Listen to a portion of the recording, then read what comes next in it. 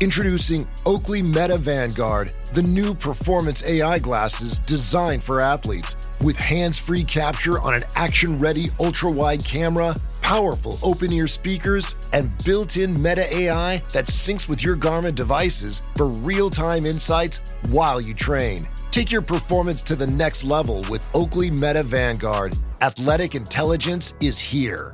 Learn more on meta.com. At Blinds.com, it's not just about window treatments. It's about you, your style, your space, your way. Whether you DIY or want the pros to handle it all, you'll have the confidence of knowing it's done right. From free expert design help to our 100% satisfaction guarantee, everything we do is made to fit your life and your windows. Because at Blinds.com, the only thing we treat better than windows is you. Visit Blinds.com now for up to 50% off with minimum purchase plus a professional measure at no cost. Rules and restrictions apply.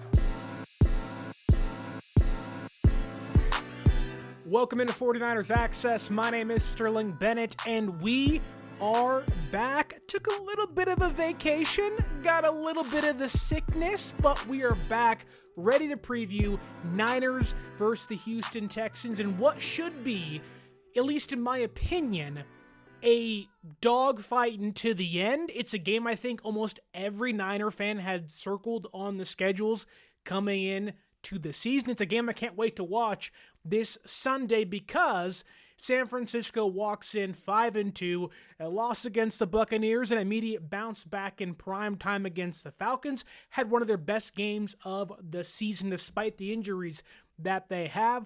Meanwhile, the Houston Texans, couple of big wins in a row, have a bye week, then they lose in prime time against the Seattle Seahawks this past week, and they're coming together this Sunday in the Midwest in Houston, Texas for a massive showdown. It's Niners, Texans, it's Shanahan and DeMeco Ryans. There are so many familiar faces on both sides of the aisle for these teams. Jimmy Ward's not playing this Sunday, but he's on the Texans. Azeez Al Shaair is the Houston Texans' top linebacker. There's many other names, of course, that are shared between these two teams as well. It's the first time we get to see Shanahan and Ryans go head-to-head since DeMeco Ryans' departure after 2022, and it should be a really good game between these two franchises, and really both these teams are headed, or at least seemingly headed in different directions, right? San Francisco being 5-2, they have injuries, they have their own issues, but they seem to have things put together. Really good coaching staff, a really well-coached team that is prepared for almost any circumstance or scenario they'll face. Meanwhile, the Houston Texans are kind of not just trending downward, they're not a good coached team. Now, DeMeco Ryans is great, but they have a brand new offensive coordinator. They're still trying to figure out who they are offensively, whereas San Francisco does know who they are, very confident in who they are, and that I think has been a big reason they've won 5 games this season, whereas the Houston Texans have only won 2. And those 2 games were against the Titans and the Ravens, who didn't have Lamar Jackson playing and are banged up on defense. So these are 2 teams that are very different but have a lot of similarities.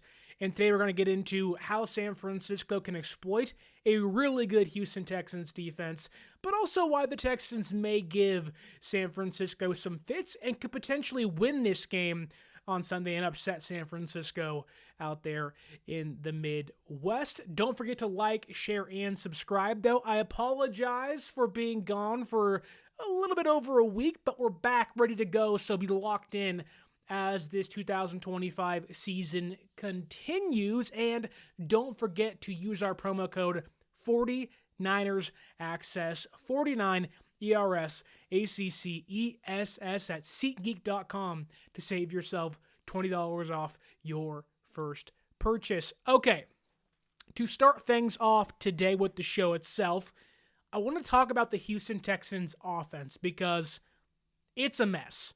It's a complete and utter disaster out there in Houston. So much hope. Excuse me. So much hope, so much optimism. You have C.J. Stroud, you have Nico Collins, you have other guys in the building, but it's a mess. They're not playing good offensively. They can't run the football. The offensive line is just atrocious. As you can hear, I'm still sick, and see I'm still sick.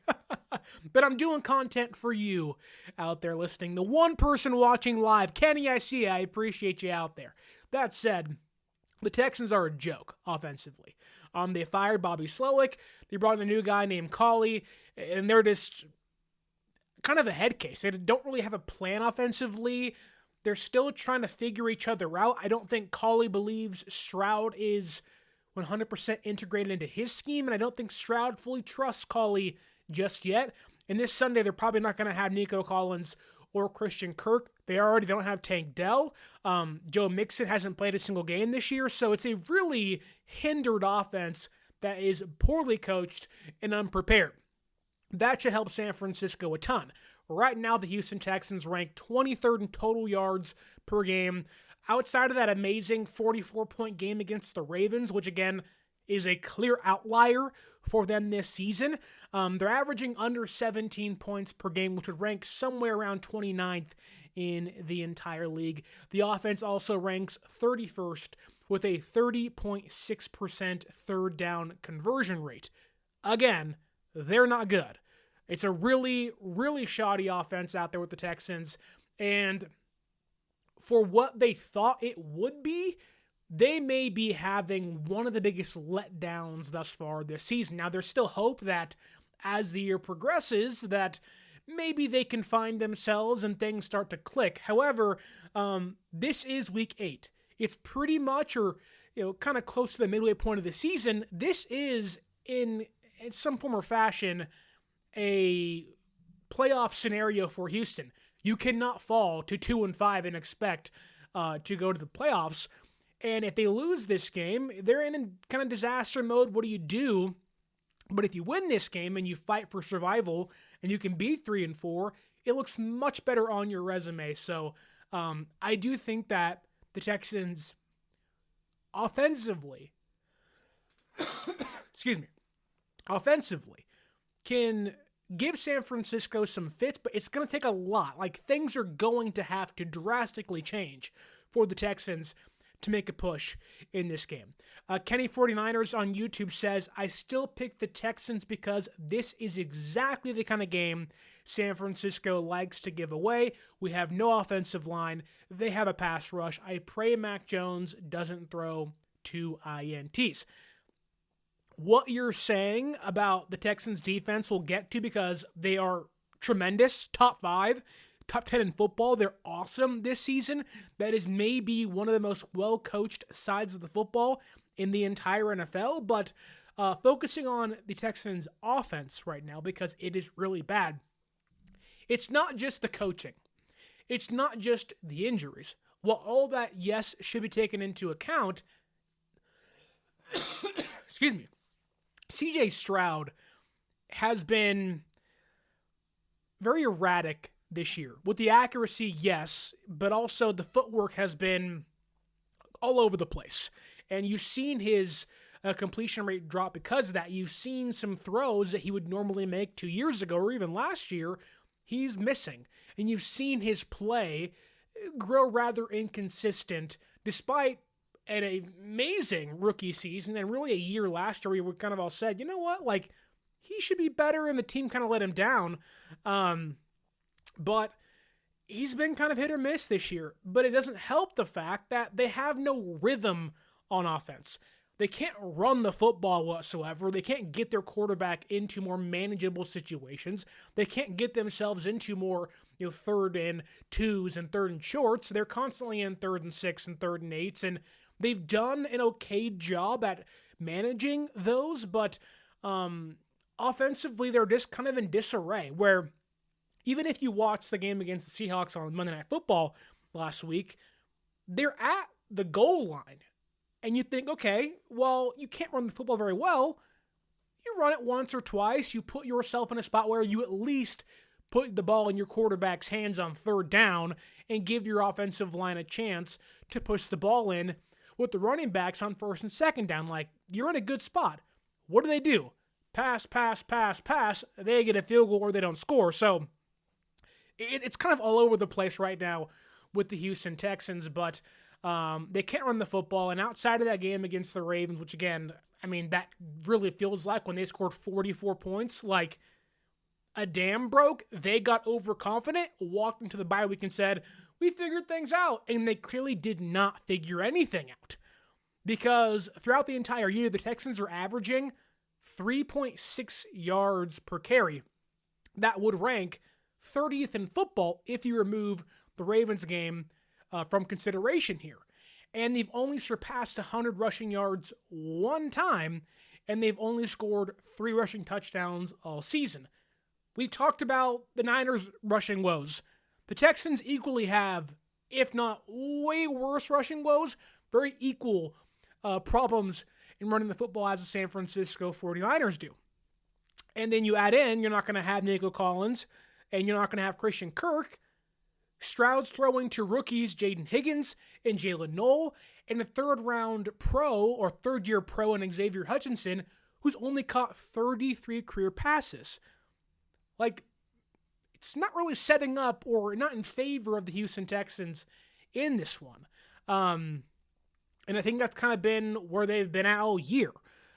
This guy's out and that guy's out. The offensive line's terrible. The quarterback's not playing great. The head coach or the play caller aren't doing their jobs either. Like, there is not this, rhythmic functioning to the team. Whereas San Francisco, my goodness, San Francisco feels like they're running on all cylinders, that they are fluid, that the head coach and defensive coordinator are in lockstep. They know what they want to do. They're feeding off each other. That's not happening in Houston. Like, they are in a place where you can see the defense playing great, and it's been awesome this season for them, but the offense has been so bad, it's like dragging them down. It's like a big anchor for the Texans, where on paper you'd say, well, they're having a great year. The defense is playing the best in football, basically.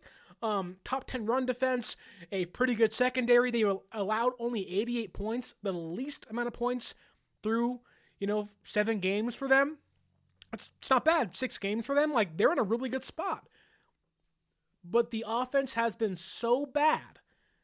It is just grabbing how great the defense has been. Number 1 in football, basically, and dragging them down to a sub-500 record. That's how bad it's been. And look, guys have stepped up in a way offensively. Dalton Schultz looks pretty good this year. And I think losing Fred Warner will certainly hurt San Francisco to guarding Dalton Schultz. And, San Francisco's defense is young, and there is ways that the Houston Texans can beat this Niners defense, which I think surprised me a lot in how they performed against the Falcons. They just shut down Bijan Robinson, basically, outside of like one drive or two. Drake London, a big non-factor. Kyle Pitts wasn't a really big factor. Michael Penix, who had a good game the previous week, couldn't do jack squat against San Francisco's defense. They didn't have Bosa and Fred Warner and Bernardo Green and guys like that. So really impressed by those guys. And I expect Saleh's defense to play very similar to that game against the Falcons this Sunday against the Houston Texans, which there's been some questions as to if they're going to have their full secondary back in their arsenal. From what I understand, Bernardo Green practiced today and yesterday. He is going to play this Sunday. Upton Stout will also return this Sunday, and even Lenore, who has not practiced the last 2 days because of a quad injury.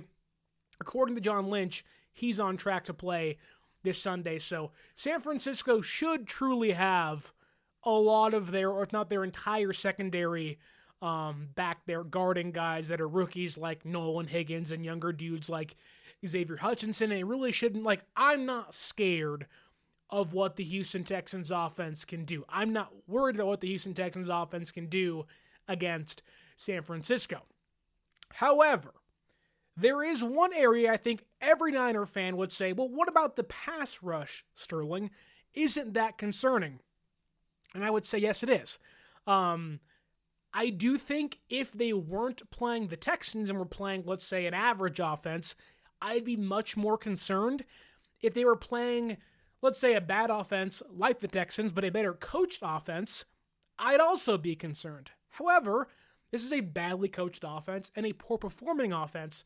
Thus, I'm not overly concerned of San Francisco's pass rush being their Achilles heel. Is it a problem? Yes. No Nick Bosa, now no Bryce Huff. How do you respond? And I would say, well, have you seen the Houston Texans offensive line? Like, it's not just bad. It's, like, historically terrible. They cannot function. They allowed 28 pressures to the Seattle Seahawks last week. And the Seahawks defense is good. They're good coached. They have good personnel. They don't have the one elite guy like a Fred Warner or Nick Bosa, so I can point to that game and I can say, well, you know, if San Francisco has 13 pressures, if San Francisco has 15 pressures, that seems like a logical assumption that can happen. And when you look at the personnel the Texans offensive line has, excuse me, there's a pretty good indication that, you know, this should be not an easy outing for San Francisco's defensive line, because that's not fair to do to NFL offenses, but this should be one of the easier challenges they've had this season. And I see people in the chat here, Kenny and Johnny, saying the Texans' offensive line's worse than ours, and ours isn't that great. So that I would say you were 100% correct. And primarily, the Houston Texans left tackle Ariante Ursary. They remade their entire offensive line during the offseason, right? They traded away Laramie Tunsil, their all-pro left tackle, to the Washington Commanders. And they said, look, we're going young, youth movement, get a bunch of offensive linemen in here, get a bunch of offensive weapons, we're going to have some fun offensively. And it's not worked out whatsoever. Ursary is terrible. 15 pressures allowed so far this year, 14 sacks. He has the 9th worst true pass set blocking grade amongst tackles with over 150 snaps. He's disgusting. On the left guard position, the Texans are, for whatever reason, rotating left guards, with Laken Tomlinson somehow still getting starting reps in 2025. Love myself some Laken Tomlinson. I enjoy the victory donuts once in a while, but it's 2025, not 2019 anymore. That doesn't make any sense. And they're rotating him with Juice Scruggs. Those guys have combined for 12 pressures allowed, 2 sacks, and a 46.9 pass blocking grade. They're bad. They're really, really, really bad. Like, disgustingly terrible. This episode is brought to you by Progressive Insurance. Do you ever find yourself playing the budgeting game? Well, with the Name Your Price tool from Progressive, you can find options that fit your budget and potentially lower your bills. Try it at Progressive.com. Progressive Casualty Insurance Company and Affiliates. Price and coverage match limited by state law. Not available in all states.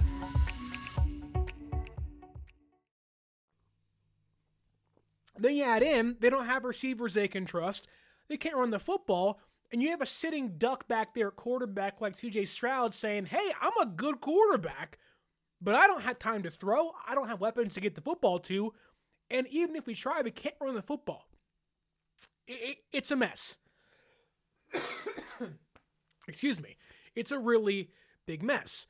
Johnny says here, Sterling, Sala will have them coached up, ready to go. Texans appear to be without Collins and Christian Kirk. You're right, Johnny. You're not going to have their 2 best receivers in this game, at least against the Houston Texans offense. It really should be, the Niners really should be able to hold the Texans offense to under 20 points. That's just the way things should go. San Francisco's defense has played really good all year. They've had timely takeaways, timely turnovers forced. They've gotten timely sacks in most games this season. They know when to blitz, so they're getting timely pressure. There's been some games like the Buccaneers game and the Jaguars game didn't happen, but primarily they're doing their job. And I think, my goodness. Like they've really struggled getting to the quarterback though, without Nick Bosa. Like it's been, you may get 1 sack or 8 pressures per game, and that's not great, but it's that 1 sack and the 8 pressures where they're coming on 3rd down, or it's coming on 4th and 4 to win the game. But no Nick Bosa, no Bryce Huff. There is some uncertainty there as to who's going to be the guy to step up, because you love Micah Williams, but he's more of an inside rusher, isn't a true pass rusher.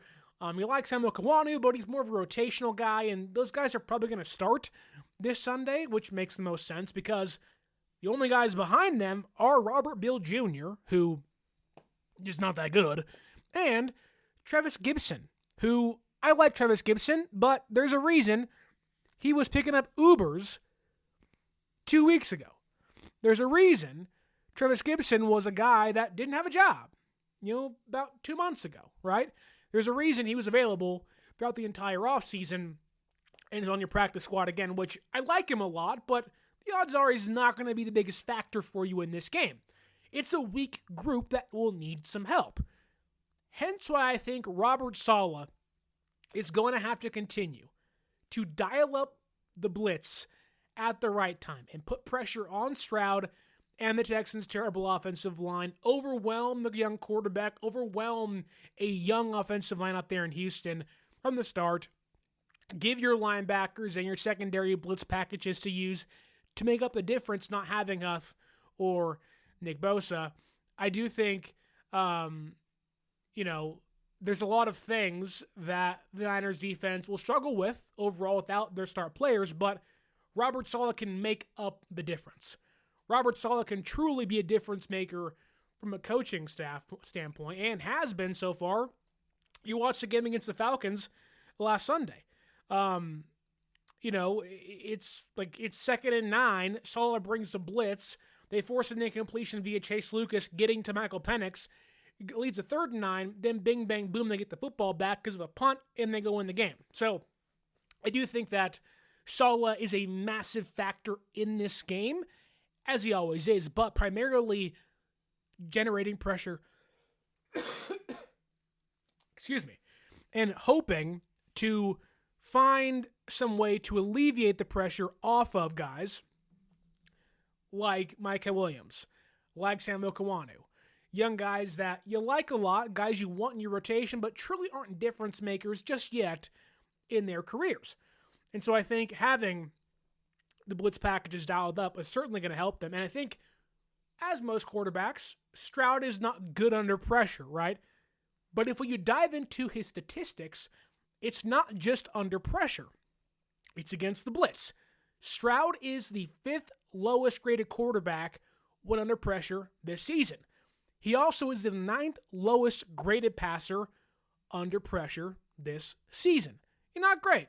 But diving more into things, he's tied for the most turnover-worthy plays when under pressure this year and has the 6th highest turnover-worthy percentage when pressured. He's one of, if not the worst quarterbacks when pressured this season. And when you ramp up the blitzing statistics on him, minus the Ravens game, Stroud has a 65% completion rate, 321 yards, roughly 64 per game, 7 sacks, and 2 interceptions when blitzed this season. I think San Francisco's answer to not having their star edge rushers or pass rushers is to blitz C.J. Stroud with Chase Lucas, with Jair Brown, Jason Pinnock, Mustafa, Bethune, Winters, force him to make a play. And look, how do I word this? There's always going to be that kind of 15 play, test out, see what guys are going to do portion early in games in the first quarter primarily, where it's up to Saleh to essentially kind of test Stroud.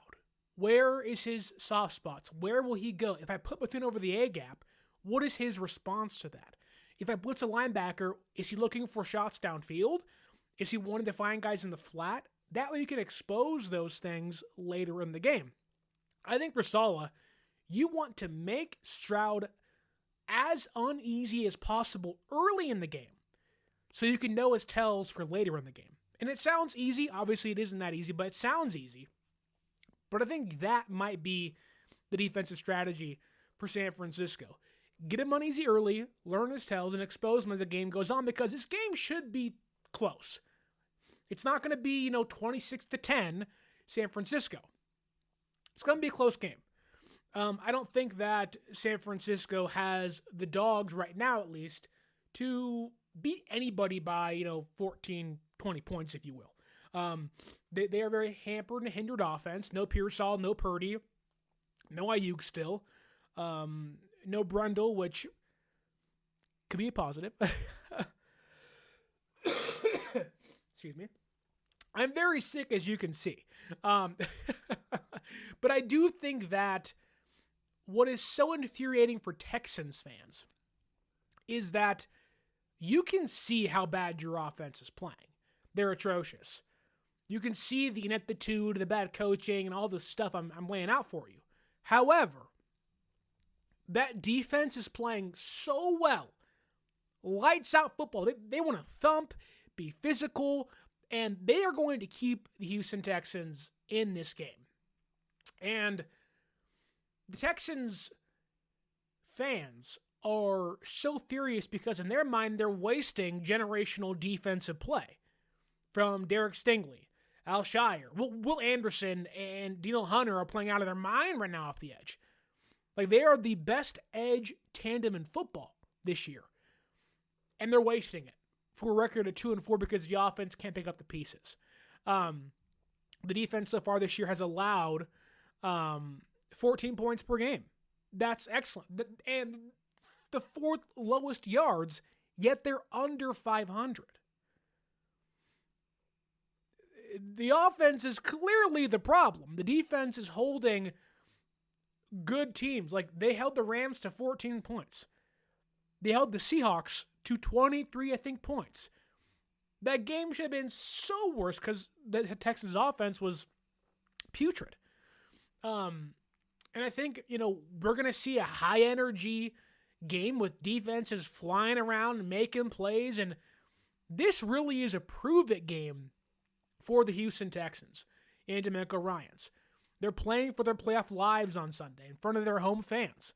You fall to 2-5, you start to look towards the draft.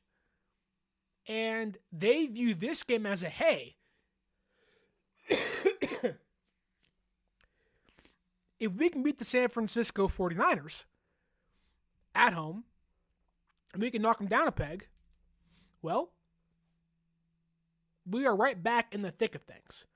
We're 3-4 in a pretty bad division. The Colts are good, the Jaguars are okay, but it's right there for the taking, if you will, and if you can find your rhythm. And they view this as a prove-it game for them. This isn't just master and apprentice. It's Shanahan versus Ryans. It's Shanahan and Saleh versus Ryans, and each side who really respectively wants to stick it to each other. Of like, gotcha, and like, it's all love, but in reality, both these teams need a win. San Francisco has the Rams and the Seahawks on their heels, biting, trying to get to them, whereas the Texans are fighting for the playoff lives. So I think we're in for a great game. I think we're going to see, that this Niners offense is going to have their hands full on Sunday with a really good defense. And if there is a way San Francisco was to lose this game, it is because the offense doesn't come to play. And because, DeMeco Ryans' defense holds them to under 17 points, which they've done to even better offenses this season. Now, I can also argue that this is probably the best offense the Texans have played since week one. And week one's always tricky because it's week one of the NFL season. Really good teams lose and really bad teams win. And, it's kind of the first game and all that stuff. So I do think that the Niners, they're going to give the Texans probably the best test in a while, but in reality, This is probably San Francisco's biggest test in a while, at least on defense, in my opinion. And Strawberry says, is this live or pre-recorded? Strawberry, we're back. I'm sick, but we're back. We're back with the live shows heading in to week number 8. Happy you're here for us. Drop your questions down below in the YouTube chat, and I'll be sure to get to them, hopefully, if I can talk and don't cough the entire show. That said, let's discuss San Francisco's offense, because they're not going to have Brock Purdy. They're not going to have Pearsall. No Jake Brendel. It'll be another Mac Jones outing. They're going to have George Kittle, thankfully back for a second consecutive game, and Christian McCaffrey coming off of his best rushing performance really since 2023. That's how long it's been. Now, I truly think that Kittle and McCaffrey are the keys to victory. Those are the two guys you circle that you just kind of say, you have to be the reason we win. Mac Jones can give you some things. He's been really good in the absence of Purdy. He's played relatively, turnover-worthy less football. Not many turnovers in his game. There's been some blips here or there, but he's played, game manager-esque, and he's made some good throws and kept you alive, and allowed his defense to do most of the heavy lifting for him, but it's worked out so far. And in a game like this, it's going to be very similar to that. It's National Tight Ends Day on Sunday, so watch out George Kittle. Watch out for that. But I do think that Kittle and McCaffrey are going to be the two biggest players in San Francisco's potential victory on Sunday. Tito's Handmade Vodka is America's favorite vodka for a reason. From the first legal distillery in Texas, Tito's is 6 times distilled till it's just right. And naturally gluten-free, making it a high-quality spirit that mixes with just about anything. From the smoothest martinis to the best Bloody Marys. Tito's is known for giving back, teaming up with nonprofits to serve its communities and do good for dogs. Make your next cocktail with Tito's. Distilled and bottled by 5th Generation Inc., Austin, Texas. 40% alcohol by volume. Savor responsibly. However, I don't think San Francisco is going to be able to continue their rushing success against the Houston Texans that they had against the Atlanta Falcons. They're not playing the Falcons' undersized defensive line that lost their starting linebacker to begin the game. It doesn't have the dogs to stuff anybody. In fact, the Falcons walked into that game with a bottom 5, I think, run defense in football. And it showed. Now, that said, San Francisco did some good things. Kittle back, it obviously helped them, but they're playing a more ferocious, bigger-bodied Texans defensive line that ranks inside the top 10 for run defensive defenses and can also plug some holes, that knows how to plug the A gap, that can plug the B gap, and all those things. So I do think that while it was good to see, the odds are it's not going to happen 2 weeks in a row. Maybe I'm wrong. I hope I'm wrong, but the reality would say probably not the case for San Francisco this Sunday. Thus, you'll see Christian McCaffrey going back to what he's done the whole year, being a wide receiver, being that explosive, kind of check down, underneath threat, keep drives alive, have, 10 catches, carry the ball 18, 20 times a game, and be this kind of overall impactful offensive weapon rather than just being a really good running back for San Francisco. The Texans linebackers so far this year, through all 3 of them, they are just above average in coverage this season, and all 3 of them have a missed tackle percentage above 10. So there is a good chance for Yak in this game. There is a good chance for McCaffrey, even Kittle, to expose a little bit of the Texans defense, which I think is going to be a big factor this Sunday. Another big part of this is the Texans love to run a ton of quarters coverage on defense. That means you're going to get guys in more isolated situations. You're going to have CMC and Kittle either against a linebacker or against a safety in coverage, and the advantage clearly goes to San Francisco in that case. Now, the Texans have really good safeties, mainly Jalen Petrie, who's been awesome this season for them, but their linebackers have left a lot to be desired in coverage. So I do think that San Francisco's pathway towards winning is very much towards isolating Christian McCaffrey and George Kittle against the Texans defense and hopefully exposing those linebackers in coverage. It also helps that Mac Jones and the Niners offensive line have done a really good job getting the ball out quick. And I think that you're going to see a version of Mac Jones that you haven't really seen since the Rams game, where it's all underneath passes, probably less attempts than 45 in that game, but I think it'll be, excuse me, it'll be underneath passes. It'll be a bunch of checkdowns, balls that are, 5 yards off the line of scrimmage, nothing too deep downfield. You'll see, more of a death by 1,000 cuts passing attack to avoid the Texans secondary that has 7 picks this year. But on top of that, really avoid Will Anderson and Dino Hunter, who have just been tremendous players for Houston this year off the edge. 60 combined pressures, 8 sacks, and 27.8% pass rush win rate.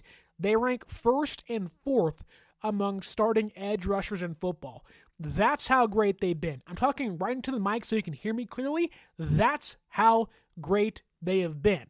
The 1st and the 4th among starting edge rushers in football in pass rush win rate. Better than Jared Verse, Myles Garrett, Nick Bosa when he was healthy. They are simply the best when it comes to getting to the quarterback and winning their pass rushing snaps. They have been tremendous this year, and it's going to be the biggest test San Francisco has faced all season long. That's how good they've been. They've been insane this year. That ball has to be out quick in the flat to CMC, in the flat to Jennings and George Kittle. It has to be out fast, or those guys are going to wreak havoc all over San Francisco's offensive line. The tackles have played pretty well. Trent and McKivitz have played good. But it's about how can you avoid DeMeco Ryans, who loves to do stunts and all these things and free up guys. How can you make sure those guys don't have the impact? It's by getting the ball out quick, avoiding pressure, and really feeding Christian McCaffrey for as long as you can. Because if you can, you're going to have a lot of success. A lot of success will be because of Christian McCaffrey and Mac Jones getting the ball out quick and hopefully feeding CMC to really make, Will Anderson and Dino Hunter a non-factor in this one, because they're monsters. They're monsters off the edge. They've been so good this year. You can't ignore it. They've been that good this season. They are incredible. They've been so good this year. And it's so hard for me to even talk about it because I wish we had that. San Francisco should have that. San Francisco really, the biggest concern to me isn't the fact that, they don't have Pearsall and they don't have Purdy. No, it's because of how good the Texans' defense is. That's why I'm worried. If there is a concern, it's because the Houston Texans defense is so good that they can blow up any single play. They can make all of this go away. All the offensive success, all of it. All of it, all of it, all of it. We have a question here. Johnny says, are you worried about Christian McCaffrey's usage? The answer is, of course I am. Why wouldn't I be? But you don't have your guys. You got to feed Christian McCaffrey. So worried about it, yes, but you got to win now to win later. So I'm hoping that's the case. The last thing in my notes is really that. Not having Pearsall hurts against the Houston Texans, but I think they're going to have enough with Kendrick Bourne and Demarcus Robinson and Juwan Jennings and George Kittle to hopefully win this game. And I think that while the Houston Texans have been susceptible to the outside pass and the cornerbacks haven't been great this year, that I do think that the Niners should have enough. They're a better coach team in a better coach situation. They're better on offense. Not a great defense compared to the Texans, but they have enough to get it done, in my opinion. So hopefully that can stay true. And I think it can. And if it does, San Francisco should win this game. But I think it's going to be close. I think it's going to be tough. This is a game I think comes down to one score again, as almost every single San Francisco win has this season. Thus why I think San Francisco, if they were to win this game, wins 23-17. So only a 6-point difference for San Francisco. I think that's what this game comes down to. I saw some comments here in the YouTube chat talking about more of the top saying 24-13 San Francisco. Johnny said 23-17. Yeah, that pretty much adds up. One score game, 23-17. Get out of Houston, hopefully with the win. And hopefully you get the dub, because I really, really, really think that San Francisco can't put up 30 points. They can't put up 26 points. I think it'll be a one-score game. You're going to once again thank God for Eddie Pinheiro, but hopefully it is another Rams-esque style win. Trust your young defense, but I do think it'll be a dogfight till the end. 23-17, I want to give the Texans offensive credit. I also want to give San Francisco's defensive credit, but I do think San Francisco wins 23-17, escape with the victory, and hopefully that continues this Sunday against the Houston Texans. Okay, I want to thank every single one of you here in the YouTube chat. Kyle Chipto, love that you're back here. Starberry Reacts, Johnny, thank you guys for joining the show. Kenny 49ers, you guys have been great. Live shows are back throughout the season. I am back from vacation and hopefully back for good. And hopefully you guys can stick around throughout the year. We're going to be back reacting to the Houston Texans' hopeful loss against your San Francisco 49ers after the game on Sunday. So come back for that one. Also, come back tonight. I'll be live with Larry Krueger discussing the game too after Thursday Night Football. So stay tuned for that. Don't forget to like, share, and subscribe. Drop your score predictions down below. And as always, my name is Sterling Bennett, picking the San Francisco 49ers to win 23-17 over the Houston Texans, week number 8. And as always, stay faithful.